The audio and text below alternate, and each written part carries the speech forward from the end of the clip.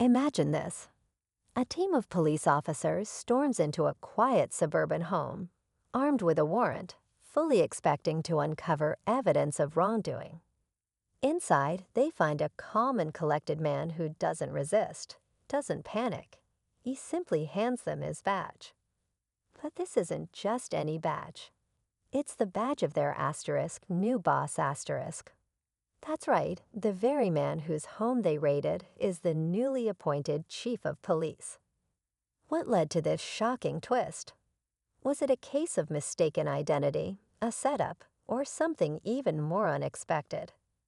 As the officers stand frozen, the tension in the room is palpable, and you can almost hear the questions racing through their minds. Stay with us as we unravel the incredible story behind this jaw-dropping moment.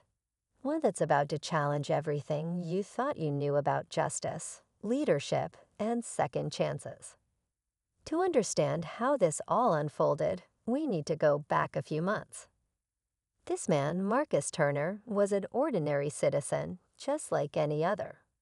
Or at least, that's what everyone thought. A respected community member, he had kept a low profile, blending into the background of a city that had long struggled with racial tensions and a strained relationship between the police and the people they swore to protect. But what no one knew was that Marcus had a secret, one that had been carefully hidden. While working in the shadows of the community, he'd earned the trust and respect of influential figures, including the city's mayor. Over time, Marcus began to prove that he was capable of more than just being a bystander. But how could someone with his background, someone who had faced so much prejudice, rise to a position of power within the very institution that had often marginalized him? That's the question everyone was dying to know. As Marcus stood there, the police officers still reeling from their discovery, his eyes locked onto the lead detective, Officer Lopez. They had crossed paths before, though under very different circumstances. Years ago, Lopez had been part of a unit that was known for using heavy-handed tactics in the community, and Marcus had witnessed it firsthand. The bitter memories of those encounters were fresh, despite the passage of time. But now the roles had shifted, and Marcus was no longer the powerless citizen he once was. He was the new face of the department, appointed to reform the very system that had hurt so many.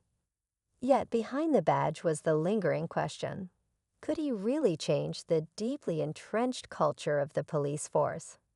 Was it possible for someone like him, a black man with a complicated past, to lead a department with a history of mistrust?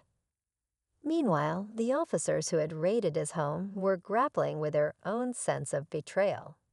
They had been following orders, expecting to find a criminal in the house of a man who had no known criminal record. But now, confronted with their new boss in a vulnerable moment, they couldn't ignore the confusion creeping into their minds. How would they follow someone who had once been on the other side of the law? Would their loyalty lie with their oath or their own biases? With whispers growing louder among the department, Marcus faced not only the challenge of winning over the officers, but also of managing the skepticism that had now clouded his position.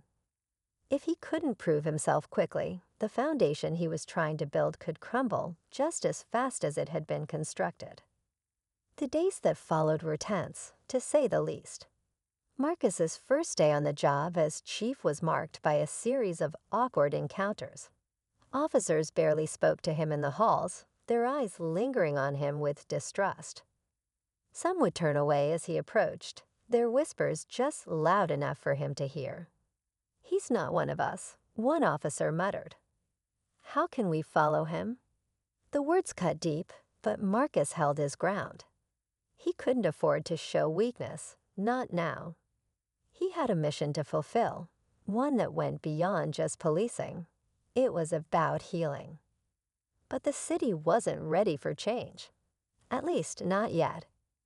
Crime rates had spiked recently, and the department was under pressure to restore order. Marcus's leadership was being questioned by the media, the public, and even some of his own officers. Meanwhile, behind closed doors, there were those within the department who weren't just doubtful, they were actively plotting against him. An anonymous tip had surfaced, one that accused Marcus of corruption, of involvement with dangerous groups from his past. It was the kind of rumor that could ruin everything. Marcus knew the pressure was mounting, but he couldn't shake the feeling that there was something more sinister at play. Who was behind these rumors? And what was their ultimate goal? He knew there were those within the force who wanted him gone, who would stop at nothing to see him fail. With every passing day, the walls seemed to close in around him. His every move was under scrutiny, and he could feel the noose tightening. It wasn't just about proving he was fit to lead anymore. It was about survival. And as the tension reached its peak, Marcus found himself standing at a crossroads, knowing that the next decision he made could change everything. Would he break under the weight of the pressure, or would he rise above it all, not just as a leader, but as a symbol of something greater? As Marcus spent sleepless nights combing through evidence and trying to get ahead of the rumors, things took a sudden turn. One evening, just as he was preparing to leave the station, his phone buzzed with a new message. It was from an unknown number, and the text contained a single, chilling sentence. "We know what you did." At first, Marcus thought it was just another empty threat from someone hoping to derail his leadership. But then, attached to the message was a video of him, taken years ago, in a meeting with a group of men who were known criminals, men with ties to gangs that had plagued the city for decades. The footage was grainy, but there was no mistaking his face. The message was clear. They had the proof to bring him down. Panic rose in Marcus's chest, but he forced himself to stay calm. The video was old, taken long before he'd ever thought of becoming a police officer, let alone chief. But if anyone found out about it, everything he had worked for could be destroyed in an instant. The city's media would feast on it. The public would turn on him. And the officers who already doubted him would have the ammunition they needed to call for his resignation. But there was something even more unsettling. The message wasn't just a threat. It was a warning. Whoever sent it knew exactly what he was up against, knew exactly how to strike. Someone within the department, or maybe even higher up, was playing a dangerous game. It was no longer just about keeping the peace. It was about someone actively sabotaging his every move. The weight of the situation bore down on him, and Marcus realized just how high the stakes had become. The question wasn't just whether he could survive this. It was whether he could trust anyone around him anymore. As the walls closed in once more, the true scope of the conspiracy became all too clear. This was bigger than him, bigger than the department. Someone was pulling the strings, and Marcus was about to walk straight into their trap. As the days passed, the pressure became unbearable. Marcus knew that time was running out. The rumors were spreading faster than he could contain them, and the public was beginning to lose faith in him. The video was out there, and there was nothing he could do to erase it. He couldn't sleep, couldn't eat, consumed by the thought that his past was about to undo everything he had worked for. But he couldn't give up, not yet. Not when he was so close to making a real difference. He decided to confront the issue head-on. The truth, he knew, was his only weapon. He gathered a team of trusted officers, those who had shown loyalty despite the whispers, and shared everything with them: the video, the threats, and the years of work he had put into rebuilding his life.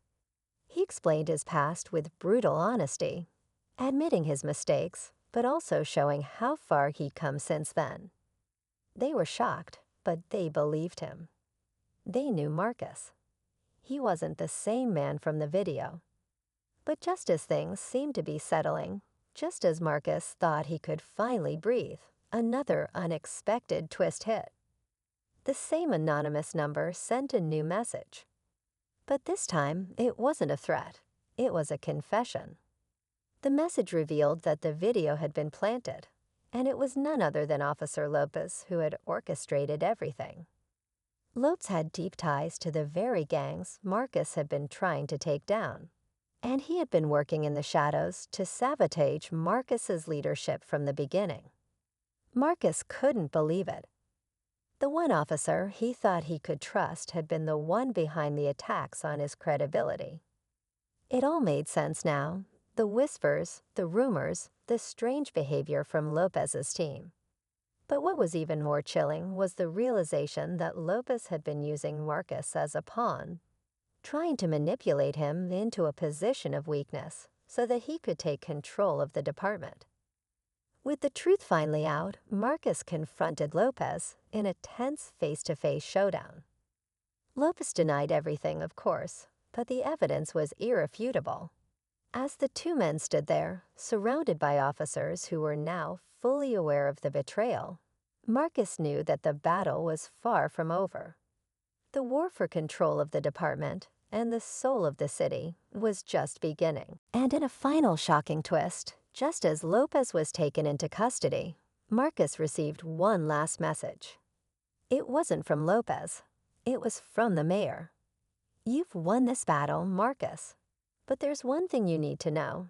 You were never meant to be the chief. The department needs someone with more experience. And I think you know who that is." Marcus's heart sank as the weight of those words hit him. The real game was only just starting. As the mayor's cryptic message echoed in his mind, Marcus knew that this was far from over. But instead of crumbling, he found a new resolve. He gathered his officers and made a bold decision. He would stay in the fight, but on his own terms. He didn't need a title to bring change. He had the trust of the community, and he had the support of the people who mattered. Together, they would root out corruption, one person at a time. The following months were a whirlwind. With Lopez behind bars and the department shaken to its core, Marcus led the charge for true reform. It wasn't easy, and there were plenty of setbacks, but slowly, the department began to change. The public, once skeptical, started to see Marcus not as a symbol of division, but as a leader who had fought against the odds. In the end, Marcus didn't just survive. He became the leader the city needed, not because of a badge, but because of his unshakable belief in justice.